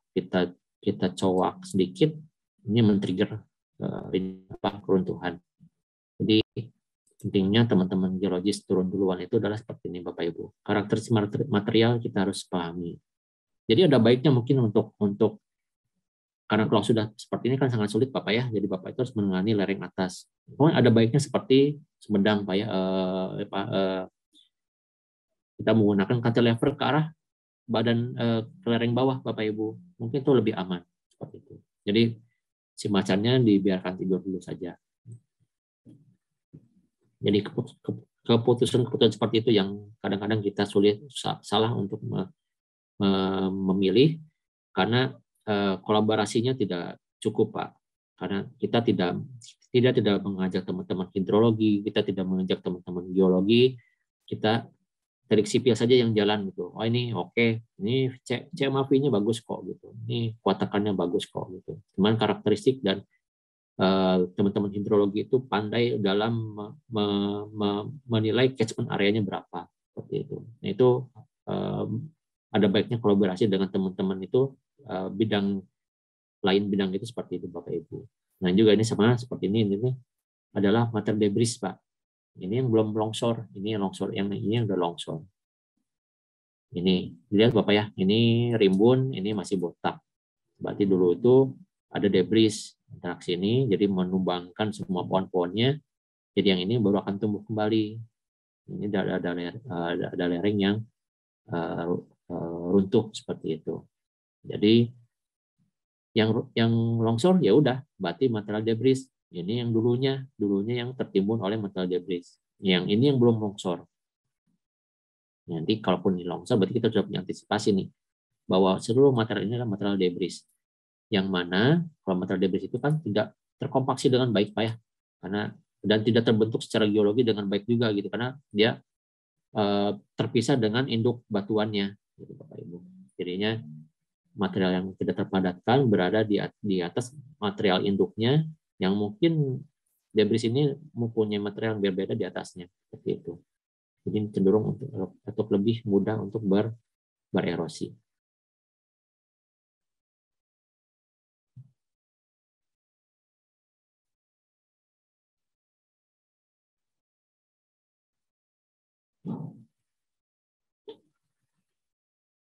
Ini ada Pak Alimuddin, raise hand. Gimana Pak, apakah ada pertanyaan? Silakan bisa di-unmute. Oh, Pak Alimuddin. Kalau Pak Alimuddin saya sering ketemu nih. Halo Pak. Selamat pagi Pak di sana ya. Di sini Sudah siang di Jayapura Pak. Oh iya, Bapak di Makassar toh? Jayapura sekarang. Oh Jayapura juga. Oh iya, sama Pak, saya juga. Di mana? Saya di Kota Pura ini Pak. Besok mau ke ini, masuk ke Kalimo. Di mana? Di mana? Kalimo. Kalimo itu ke arah. Oh jadi ngobrol nih Pak. Pak, nanya dulu aja Pak. Nanti mungkin kita ketemu nih Pak. Iya Pak. Malah jadi ngobrol. Nggak apa, siapa tahu bisa ketemu Pak sebentar. Saya di AB Pak. Boleh. Saya ada di Aston Horizon Kota Pura. Monggo. Aston? Monggo Pak, mungkin di Kota Pura Pak. Kota Raja, Kota Pura, Kota Raja. Aston Kota Raja, oh. Iya. Dekat rumah itu Pak. Oh, cocok sudah Pak. Gimana Pak Limuddin? Mungkin iya, teman-teman nunggu pertanyaan nih. Terkait itu Pak, yang freestanding itu Pak. Apakah yang diperhitungkan itu hanya yang bebas di atas itu, atau yang tertanam juga di tanah lunak itu Pak? Kalau tiangnya itu. Iya. Nah, intinya gini Pak. Kalau untuk yang itu untuk ini Pak ya. Kalau untuk yang syarat yang sebagai dinding penahan Pak ya. Nah itu freestanding itu deformasinya tentunya Pak. Ya tentunya untuk yang tertanam itu akan mencerminkan atasnya Pak ya. Cuman hitungannya itu kan kita kadang-kadang sulit Pak ya. Jadi sulit itu istilahnya kita menentukan bidang gelincir itu kan tidak pasti dalam Pak ya. Jadinya untuk kemudahan itu kita lihatnya dari freestanding Pak 0,5% itu. Karena nanti kita sulit Pak menjustifikasi Pak. Misalkan 0,5%-nya terpenuhi karena Bapak menghitungnya freestanding plus bawahnya. Bapak juga bagaimana Bapak bisa meyakinkan bahwa tebal yang di bawah freestanding itu yang masih bergerak itu adalah sekian meter misalkan Pak. Itu yang apa ya? Menjadi pertimbangan kita dalam menyusun itu adalah itu Pak. Jadi gampangnya itu dari freestanding-nya aja Pak. Gitu. Meskipun secara itu pasti akan terdorong Pak. Tapi itu sudah diakomodasi Pak. Jadinya sudah dilebihkan lah Pak. Jadi lebih konservatif aja Pak. Jadi hanya perhitungan mudahnya saja sih Pak Alimuddin itu. Karena Pak ini ceritanya sekian, tingginya sekian berarti 0,5%-nya sekian. Jadi sudah punya kalkulatornya, udah si pemeriksanya sudah bisa langsung, Pak. Nanti kan bisa aja Bapak, oh ini Pak, karena bidang gelincirnya mau Bapak dalemin Pak, biar masuk Pak si 0,5%-nya. Ini bidang gelincirnya memang di bawah Pak, jadinya masih ini deformasinya masih oke kok Pak gitu. Kan Bapak bisa main-mainin Pak. Kan siapa yang si pemeriksa mungkin nggak punya waktu untuk bisa memeriksa korbok Bapak Pak ya. Seperti itu. Nah, jadinya kita mudahkan dari sisi untuk pemeriksaan itu adalah dari berdasarkan freestanding gitu Pak. Jadi ini sudah semacam di up gitu Pak nilainya. Gitu. Oke, Kalau berarti, dari ya. berarti kita bisa mengacu dari bidang gelincirnya itu saja Pak. Dianggap mungkin di atasnya itu sudah freestanding gitu Pak. Iya, gitu Pak. Freestandingnya di atas permukaan Pak. Kalau freestanding apa Iya, ya? ya. Iya, gitu. Yang muncul. Oke Pak, terus ini Pak terkait ya. back analisis. Back analisis itu kan betul-betul kita mengkondisikan keruntuhan atau kelongsoran di lapangan. Ya. Lalu biasa kita back analisis itu apakah sudah dijamin bahwa kan biasanya back analisisnya anggaplah di pertengahan badan jalan di lapangan, tapi waktu kita back analisis itu hampir di seluruh badan jalan. Itu kira-kira bagaimana Pak? Apakah kita harus betul-betul paksa dia di setengah badan jalan atau kita mengikuti parameter tanah yang seolah-olah ya badan jalannya itu seolah mungkin ke depan runtuh begitu atau bagaimana Pak? Oke Pak. Jadi kan ada dua metode Pak ya. Kalau untuk perhitungan itu ada dua metode Pak. Ada back analysis dan ada yang berdasarkan parameter hasil yang pengukuran Pak ya. Nah, monggo dipilih saja. Kalau untuk back analysis Pak ya, khususnya itu kita lupakan dulu Pak semua hasil labnya Pak. Yang kita butuhkan dari bor itu hanya stratigrafi Pak.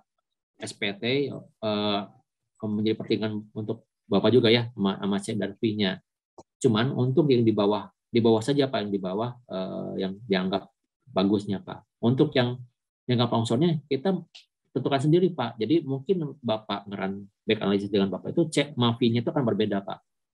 Yang paling penting adalah kita mengunci hasil parameter back analisisnya itu Pak, untuk kita jadikan ke penanganannya. Nah, masalah terkait bidang gelincirnya tidak sesuai Pak, berdasarkan kemarin kita yang waktu ada pelatihan pun jangan gunakan interface Pak ya. Kita sudah ngobrol Pak ya yang kemarin itu Pak ya. Iya, betul. Tetapi gunakan lapisan tipis yang sangat yang jelek ininya parameternya Pak. Harus Bapak pastikan dulu tapi. Saya potong dulu Pak. Bidang tipis itu mengikuti perkiraan bidang gelincir itu Pak? Betul Pak, betul. Jadi ketika Bapak sudah ini tidak gunakan contoh Pak ya, ini yang Cianjur ini tidak kita gunakan lapisan interface Pak. Kalau interface kan biasanya kita gunakan ini Pak ya, di sini Pak ya. Saya salah. Nah, di sini misalkan Pak ya, kita gunakan interface itu kita gunakan Pak. Karena sudah terbentuk bidang gelincir yang sudah kita perkirakan. Nah, Bapak punya data dari bore log. Terlihat Bapak di situ ada bidang perlemahan. Bapak punya data inclino yang sudah bisa menyatakan bahwa kedalamannya itu sekian. Sedangkan di analisis tidak bisa dilakukan sama persis itu Pak. Berarti Bapak harus bisa menyesuaikan Pak. Data inclino misalkan Bapak di sini ada bidang gelincirnya, ya buat saja Pak. Jadi kan JASTEC-nya Bapak punya Pak. Inclino kok berkata seperti itu Pak, bahwa itu ada bidang lemah. Ya sudah Pak, Bapak buat aja bidang lemah di sini Pak. Gitu, tebal itu. Ya biarkan saja dia longsor seperti yang di lapangan. Toh di lapangan terjadi Pak ya, seperti itu. Daripada Bapak paksa, Bapak terlalu konsisten dengan saya tidak mau seperti pakai interface atau pakai bidang lemah, Bapak nggak dapat Pak si bidang gelincirnya. Bapak tangani, ya beda Pak. Karena yang Bapak tahan itu adalah berbeda dengan yang aktual terjadi. Gitu sih Pak. Oke, Jadi, Pak. jadi bidang lemahnya pun Bapak harus punya JSTEC-nya Pak ya. Jadi dari data Inclino Kah, atau dari Korboknya terlihat ada remuk-remuknya Pak, biasanya ketemu Iya, iya. remuk-remuk materialnya tidak solid, itu biasanya kita jadikan bidang lemah gitu Pak Alimudin. Oke, Pak. Terus lanjut Pak, terkait Pak shotcrete yang biasanya kan kita shotcrete dikombinasikan dengan wire mesh. Lalu Ya, kan ada penanganan untuk perkuatan wire mesh-nya itu, ada yang perkuatan untuk shotcrete-nya, ada yang biasa ada yang tidak pakai soil nailing, ada yang pakai pin saja tuh Pak. Tapi saya lihat ada beberapa kasus saya lihat yang seharusnya mungkin tidak harus pakai. Justifikasinya bagaimana sih sehingga kadang kita lihat di proyek yang sudah jadi itu seharusnya ini nggak usah pakai soil nailing, tapi kok dipakai soil nailing, padahal soil nailing ini kan harganya juga mahal. Kira-kira ya gimana Pak, itu Pak. atau ada pertimbangan lain Pak? Iya, benar Pak. Banyak yang kejadian seperti itu Pak. Saya lewat kemarin juga di Jayapura ada beberapa Pak. Udah Iya menolak Pak, betul itu Pak, nggak ini perlu nggak pakai soil nailing, itu nggak perlu Pak. iya betul Pak. Ya itu Pak, jadinya harus kita apa ya, istilahnya bertanggung jawab supaya terhadap analisis kita Pak ya. Jadi kalau untuk pin-pin itu kan itu hanya untuk biar si wire mesh-nya itu Wire mesh nempel betul Pak. di permukaan Pak ya. Betul Pak. Kalau tidak masalah stabilitas, ngapain Pak kita atasi dengan masalah stabilitas gitu Pak. Hanya perlindungan saja, hanya facing saja, dilakukan facing Pak. Ya pertimbangannya itu Pak. Pertimbangannya adalah bidang kelincinya ada nggak Pak? Gitu. Kalau ada potensi, misalkan Bapak analisis ternyata ada potensi, belum terjadi Pak ya, belum terjadi ya pakai nailing Pak. Iya. Kalau misalkan ya itu batunya masif kok gitu, batunya masif, bukan residual, bukan kolovial, bukan lempung kok, di, di sekitarnya baik-baik saja, ya udah Pak, gunakan hanya sebagai facing saja Pak. Kuncinya adalah Bapak melihat melihat lereng sekitar Pak. Jadi Bapak lihat lereng sekitarnya, kalau ada yang tersingkap dan aman-aman saja, contoh saja Pak, seperti itu Pak. Gitu. Jadinya jangan mentang-mentang kita mau gali 90 derajat gitu. Wah, kalau 90 derajat harus pakai benar-benar seperti perkuatan. Tidak seperti itu Pak ya, harus kita uji juga gitu Pak. Kalau kita lihat sekitarnya ada yang 90 derajat oke-oke saja, ya berarti sudah terbukti Pak, tidak perlu. Kalau analisis kan gimana kita menggunakan C dan V-nya Pak ya, dan lain-lain Pak ya, E-nya dan lain-lain. Itu akan lebih kayak semacam sampah masuk, sampah keluar Pak ya, kalau software itu. Jadi gimana kita memodelkannya Pak. Jadi engineering kita yang harus bisa menjawab itu sih Pak. Gitu. Kalau sudah firm, baru kita modelkan dalam bentuk model. Jangan apa-apa dimodelin dulu Pak. SP-nya sekian, CMAP-nya sekian, jadinya misleading Pak. Gitu. Oke Pak. Terus ini pertanyaan terakhir Pak. Baik, Jadi Pak. selama ini Pak mungkin Bapak kali memang tugasnya juga memang di menangani banyak longsoran jalan di jembatan maupun terowongan ya. Apakah selama ini pernah mendapatkan kasus terkait hasil back analysis maupun data-data lab maupun inflometer tapi setelah ditangani sesuai dengan desain begitu, tapi akhirnya terjadi kegagalan Pak? Oh banyak Pak. Kadang Banyak ya kita Pak? pun masih bisa kecolongan Pak. Gitu. Tapi itu berarti kan unforeseen Pak ya. Yang sudah kita lakukan itu sudah maksimal Pak. Berarti ada sesuatu hal yang unforeseen yang kita entah kita lewatkan atau tidak ternilai Pak. Jadinya itu wajar-wajar saja, cuman kita kan harus bisa meminimalisir Pak ya, meminimalisir si kejadian itu Pak. Iya Pak. Banyak Pak, kita pun sering colongan Pak, tapi itu unforeseen Pak. Ikhtiarnya udah bagus Pak. Kita sudah ajak teman-teman hidrologi, udah ajak teman-teman geologi, udah ajak teman-teman teknik sipil, anak-anak struktur sudah paham semuanya, sudah sepakat. Ada lagi misalkan yang terjadi, berarti kan itu di luar kuasa kita, Pak. Berarti ada ya entah mungkin karena ternyata ada patahan di sana gitu dan lain itu enggak sering, Pak, tapi beberapa kali terjadi. Oke, Pak. Gitu. Makasih, Pak. Yang penting ikhtiarnya dulu, Pak. Ikhtiarnya udah maksimal, Pak. Iya, Pak, betul, Pak. Oke, Pak. Makasih. Ya, baik. Sampai kapan, Pak, di Jayapura, Pak? Rencana sampai Jumat, Pak. Oh, gitu. Berarti rencana besok mau ke lapangan, Pak? Besok sampai Kamis kayaknya ke lapangan, Pak. Jumat pulang. Oh, gitu, Pak. Oke, Pak. Ya, siap paling Mudin. Mudah-mudahan kita Pak. bisa ketemu lah. Oke, Pak.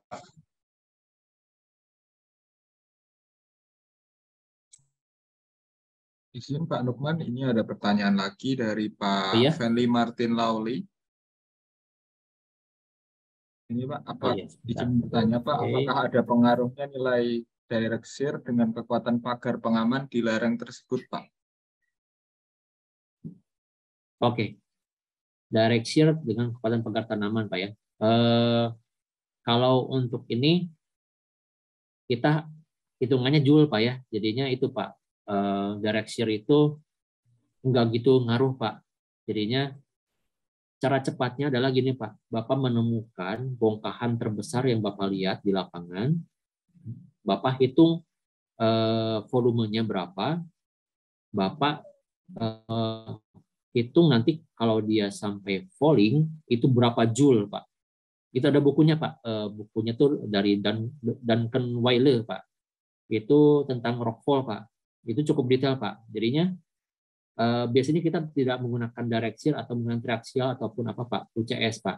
Jadinya si Duncan ini menyarankan lihat sekitar, temukan bongkahan batu terbesar, lalu modelkan kalau dia jatuh bebas sesuai ketinggiannya berapa joule. Lalu desainlah struktur itu berdasarkan dengan besarnya joule yang terjadi. Itu termasuk dinding penahan yang menggunakan DPT, Pak ya, menggunakan yang kawat pun yang wire mesh itu diterapkan juga seperti itu, Pak. Jadi hanya kalau dia menyebutkan hanya sesimpel itu, Pak. Jadi direct shear-nya berapa enggak diperhitungkan. Mungkin gitu, Pak, jawabannya. Nah, makanya ada baiknya ketika joule-nya besar gitu, Pak ya, strukturnya pun kalau kena hentakan pasti hancur, Pak.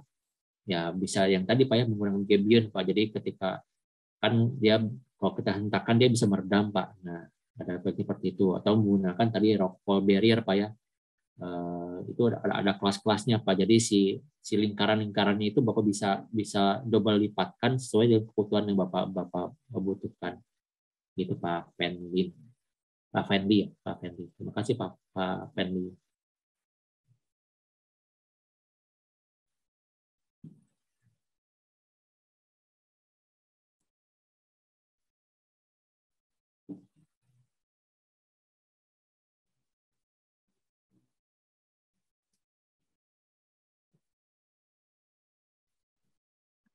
Terima kasih dari Bapak Ibu sekalian. Apakah ada pertanyaan lagi?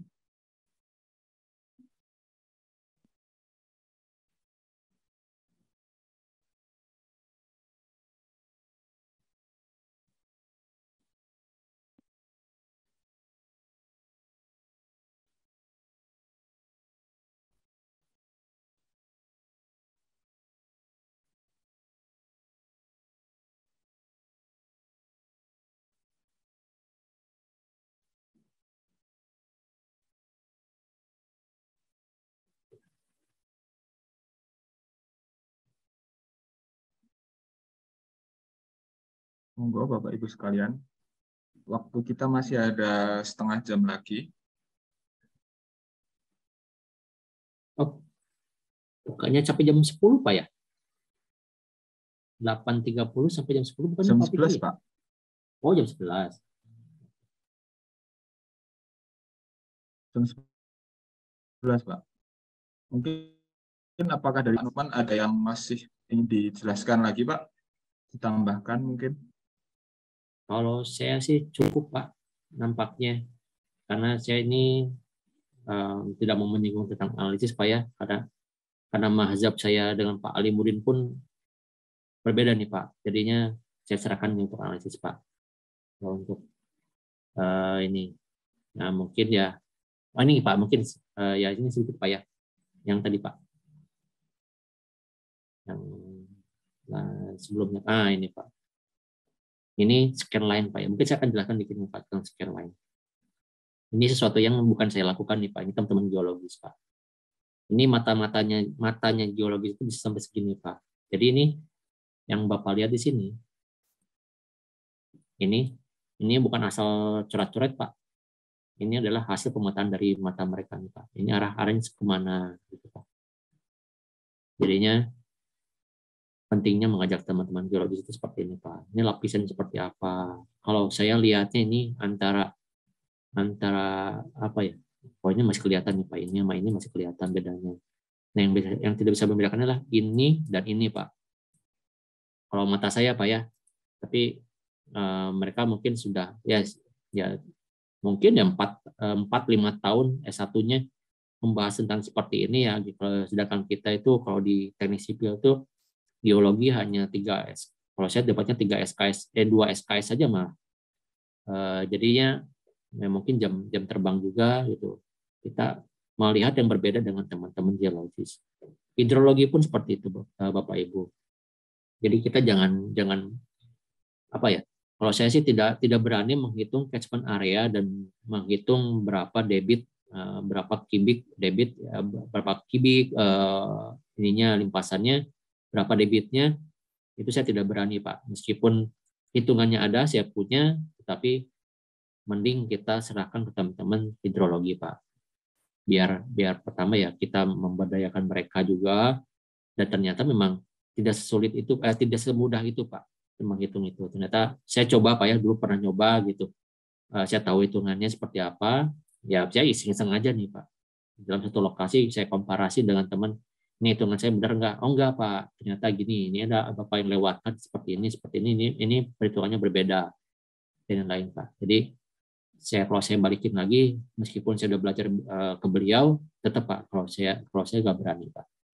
Jadi ini adalah masa depan proyek Bapak Pak ya. Jadi sebenarnya murah untuk investasi di depan Pak ya. Ketika kalau sudah longsor besar dan lain itu akan sangat mahal Pak ya penanganannya. Bapak mending investasi di depan, meng-hire tenaga geologi, meng-hire tenaga hidrologi, juga teknik sipil untuk mengatasi penanganan lereng Bapak gitu.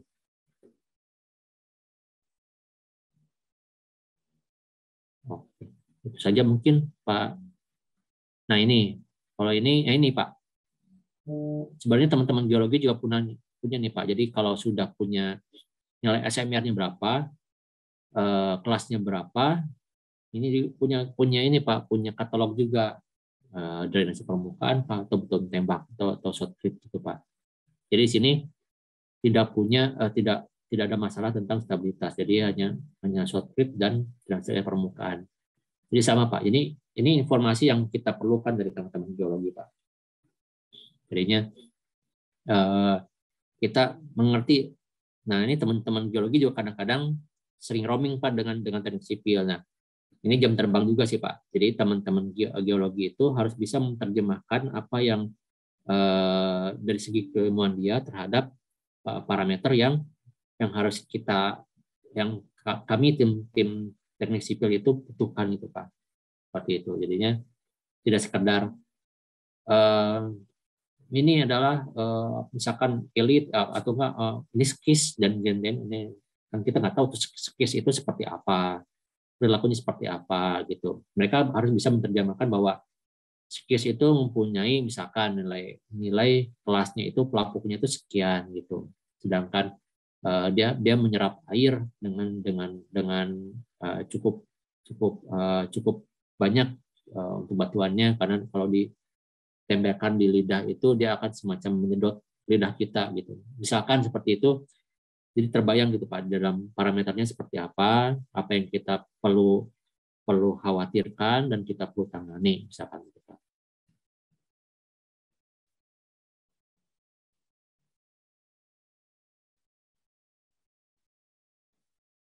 Oke, ini ada Pak Diando ya.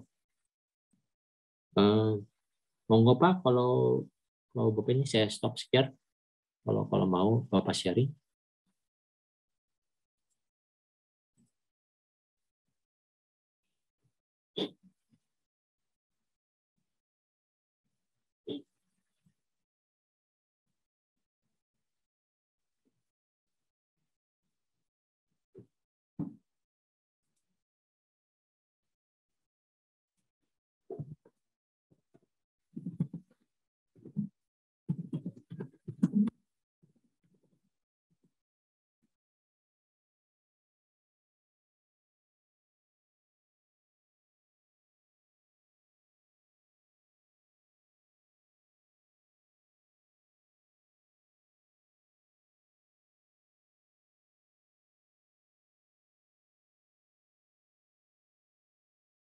Oke, gimana Pak Diando, mungkin bisa diceritakan ya? Nah ini, kalau saya lihat ini tidak ada masalah stabilitas Pak. Ini masalah erosif Pak. Kalau saya lihat Pak ya. Ini batu, saya lihat ini masih, kalau lihat ini Pak ya. Nih saya ingat.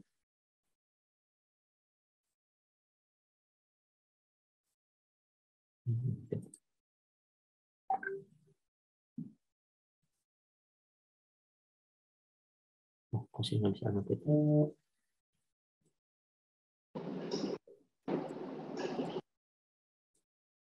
Oke, ini juga sama Pak, masalah erosi Pak. Ini yaitu Pak, ini erodibilitas ya, nggak bisa, maaf nggak bisa annotate. Cuman ini Pak, Bapak penanganannya ini nggak perlu terlalu ini Pak ya, penanganannya tidak perlu Bapak tangani secara stabilitas Pak. Yang Bapak itu kontrol itu adalah erosinya Pak. Gitu. Ini, aduh kalau ini materialnya kayaknya ini lanau pasiran atau enggak ini bisa tufa nih Pak ya. Tuh. Ini sepertinya tufa nih Pak ya. Iya Pak. Tufa itu melunak Pak ya. Jadi kalau dia kena air itu melunak gitu Pak. Ini kalau lihat ini prestasi dari si tumbuhan di atasnya ini kurang berprestasi Pak ya. Jadi ini tidak menyelesaikan masalah Bapak nih Pak. Ada baiknya ini hanya covering saja sih Pak. Cuman sebelum di covering itu Bapak harus sesuaikan dulu Pak ininya materialnya dengan pemiringan lerengnya Pak. Jangan jadinya masalah erosi terus Bapak gali terlalu curam jadinya masalah stabilitas gitu Pak ya. Kalau di sini so far ini masalah erosi saja kalau saya lihat Pak ya. Gitu. Ini materialnya mungkin tufa nih Pak. Kalau untuk penanggulangannya Pak, berarti perbaikan ininya Pak, perbaikan. Kalau Bapak ROW-nya masih cukup Pak ya, itu kan ini sudah erosi Pak ya. Maksudnya lerengnya sama-sama aja Pak, miringnya. Cuman dimundurin karena ini udah melapuk Pak ya. Sudah tererosi Pak. Gitu Bapak covering saja sih kalau saya sih cukup dengan ini yang bawah pakai apa nih Pak? Ini pakai ditutup pakai apa nih? Pakai semen kan Pak? Itu saluran Pak. Oh itu saluran. Oh ya saluran. Kalau ini sih cukup covering Pak. Dia nggak ada masalah stabilitas. Bapak nggak ada crown di sini Pak, di atasnya nggak ada crown. Nggak ada crownnya. Yang tipe yang 2 tadi ya Pak, yang pakai. Ya, kalau Bapak di atas 45 berarti tipe 3 Pak ya. Kalau masih mentok di 45 itu bisa Pak. Cuman Bapak cek dulu Pak pH-nya gitu. Untuk pH dari tanahnya itu buat apa Pak? Buat si kecambahnya Pak. Buat bibitnya. Takutnya pH-nya basah seperti kapur. Kalau tufa kemungkinan ada bekas ke kapurnya dulu masih ada Pak ya. Kalau tufa itu kayaknya sedikit basah Pak. Cuman kalau tufa sebenarnya kayaknya nggak masalah sih Pak. Kecil pH-nya. Ini pH-nya masih normal Pak. Hanya buat pemilihan ini Bapak si tanaman Bapak gitu Pak. Oh, berarti Tapi ya itu Pak. Ini ya Pak, apa namanya, improvisasi dari improvement dari shading-nya ya Pak? Iya, betul Pak. Kalaupun pakai batu kali juga nggak apa ya, pasangan batu juga nggak masalah sih Pak ini. Kalau mau kan pasangan batunya bisa perkuatan atau nggak bisa facing Pak ya. Ini sifatnya facing aja Pak. Jadi hanya di cover saja Pak. Gitu. Cuman kalau melihat di atas nih Pak, si tanamannya itu nggak terlalu bagus Pak ya. Nggak terlalu ini, jadinya dia tetap erosif nih Pak. Kalau di atas masih landai nih Pak. Kalau bawahnya kan dia curam Pak. Makanya dia kecepatan alirannya lebih besar dan dia mengerosi si ininya. Bawahnya ya Pak? Iya Pak. Ini nggak ada Pak. Bapak di atas nggak ada crown. Ini juga sama sih Pak. Bapak istilahnya ini nggak ada gembung di bawahnya kok Pak. Nggak ada hamil Pak. Ini batuannya bagus. Oke Pak. Nah, jadinya ini cuman ini Pak. Ini kan Bapak udah erosif Pak. Terus kan Bapak pertimbangkan harus ada bench Pak ya. Bench itu per 5 meter Pak. Ada apa Pak? Mohon maaf Pak. Bench Pak. Trap. Oh, trap. Oke Pak. Ya, maksimum 5 meter tuh harus ada trap Pak. Jadi jangan sampai ini memang ini hanya erosif saja gitu, Bapak nggak kasih trap Pak, Bapak lurusin aja gitu. Enggak. Jadi meskipun ya trappingnya harus ada Pak. Itu maksimum 5 meter harus ada trap Pak. Oke. Jadi kalau udah 5,5 atau 6 meter Bapak harus bagi Pak. Kalau 6 meter mungkin masih bisa lain. Cuman kalau misalnya 10 meter berarti harus di trap kayak, jadi dibagi 2 gitu. Kalau ini untuk Bapak lihat ya, aplikator pengaman lerengnya Pak, rekomendasi aplikatornya Pak? Kalau mau cepet, kalau mau gampang sih Pak, pasangan batu aja Pak prosesnya. Covering gitu. Ini kalau lihat ini ya sawit Pak ya, sawit berarti banyak air Pak ya, banyak air. Ya tinggal hitung aja Pak. Bapak aplikatornya itu Bapak berarti aplikator harus bisa memilih tipe tanamannya Pak, kacang-kacangan atau enggak rumput atau gimana Pak. Pertimbangannya, meskipun Bapak udah pakai pengendali erosi tipe 2 atau tipe 3, kalau nggak tumbuh ya pasti hancur Pak, karena dia si matras erosinya sudah lapuk Pak, karena kena matahari gitu. Jadi kejar-kejaran nih Pak, meskipun Bapak sudah pakai itu belum tentu, istilahnya bukan menjadi umur rencana Bapak ya, si yang hijaunya itu tetap harus ada vegetasi Pak. Nah Bapak kejar-kejaran tuh tumbuhnya vegetasi dengan lapuknya si polimer yang hijau itu Pak, matrasnya. Makanya kalau banyak yang lebih gampang daripada nunggunya lama, pasangan batu aja Pak, di cover gitu. Kalau hydroseeding tadi Pak, itu masih vegetasi juga ya Pak, vegetasi alami juga ya? Ya vegetasi Pak, cuman kan itu hanya metode penanaman Pak ya. Jadi ada sistem taplop, ada hydroseeding, ada taplop, hydroseeding, ya dua itu biasanya Pak ya.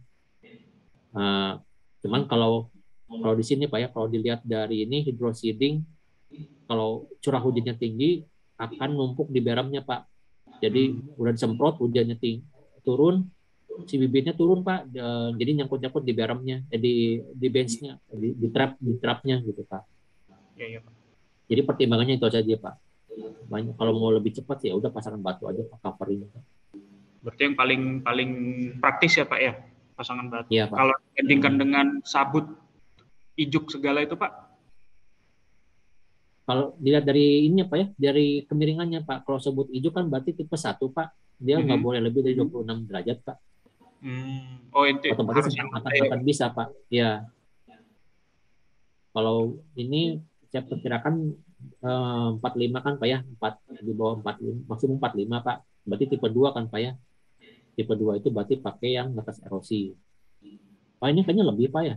Kayaknya lebih dari 45 nih. Ada bagian-bagian yang ada tebingnya sih Pak sebetulnya Pak. Gitu. Ini masalah erosi aja sih Pak. Kalau saya lihat, cara lihatnya Bapak tuh lihat Pak di bawah bapaknya itu nggak ada gembung-gembungan Pak, Iya Pak. nggak ada yang hamil. Ini erosif saja Pak. Lihatnya. Covering saja Pak. Oke Pak. Nah, sama pakai ini Pak, parameternya Pak ya. Saluran parameter Pak. Jadi yang mencegat air untuk melimpas ke bawahnya Bapak harus ada Pak. Di atas, yang paling ke atas Bapak bikin saluran parameter Pak. Jadi si air itu nggak melimpas ke turun ke galian Bapak. Galian. Iya. Baik Pak. Terima kasih Pak. Oke. Iya Pak. Yap. Monggo. Sama-sama Pak.